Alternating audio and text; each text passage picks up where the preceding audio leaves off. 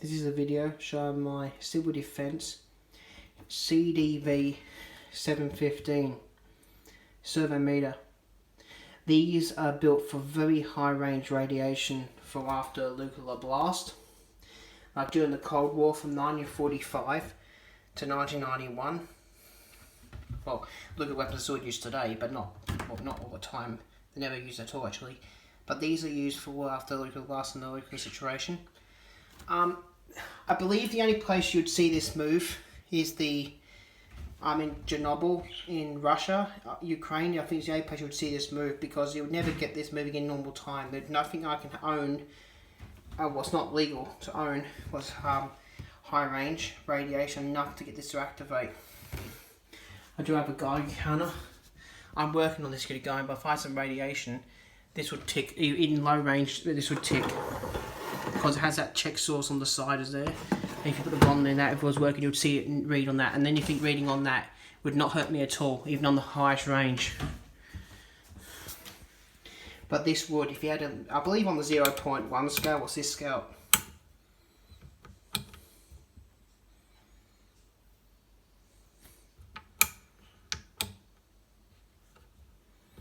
Let me just zero this for a minute. I think something goes weird.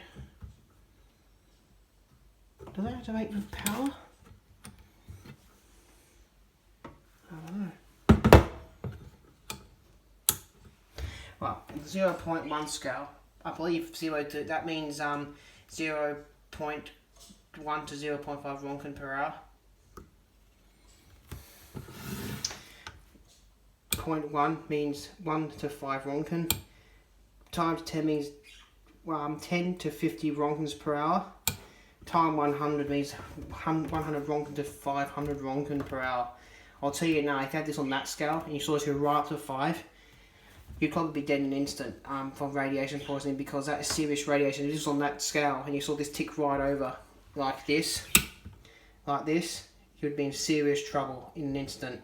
You'd have to evacuate quite quickly and get out of there straight away, or go in a fallout shelter straight away, because that's what it would look like if it was activated. There's nothing that can make it do that with radiation, because these are serious meters. If these start ticking, you're in serious trouble in an instant.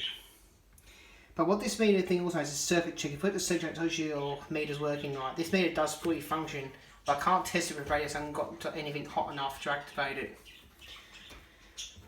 It has 0. We can zero the meter. I must just turn the 0 knob, as you can see, and off. Now I'll show you inside the meter. I'll show you that first. It has the model and the number. Office of Civil Defence. That first bit means OCD. Number Civil Defence. Don't know what the V means. 715. Model A1 series. Made by the Victorian Company. There's your classic old civil defence. It's funny to find a seller in Australia selling these, actually, because I found a seller on Australia eBay selling these. I found someone selling a whole lot. These dosimeters and this. Here's your battery. What I believe might be asbestos bakelite circuit board.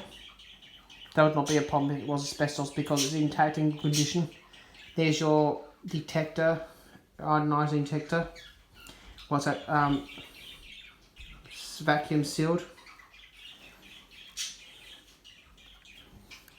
There's your calibration knobs to calibrate this unit. But this would still work today, this meter. Like, if a nuclear attack never would happen in Australia, like, it would have been a high risk in the 60s, 70s and 80s as it was. But nowadays, not a big high risk of it now, but if had ever a nuclear attack, this would still work. But that's only I got it made for collecting items. I'm going to take the battery out. I'm not leaving the battery in. And I got the original manual from '62 as well.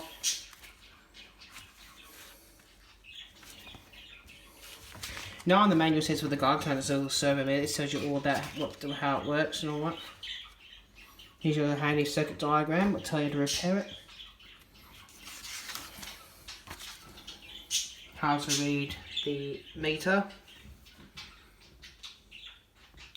I'll take a reading when it points that, but that's alright, I know what it means.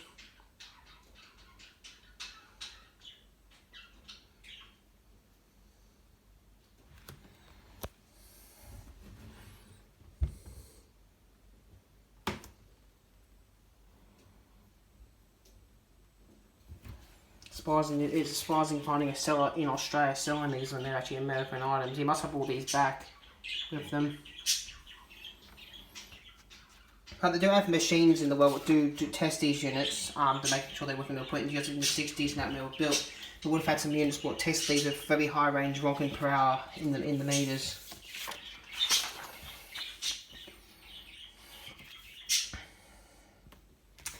This might have been the manual from Civil Defence when they issued it into service. Like, they would have had boxes of these in fallout shelters around America at the time when the Cold War was going on.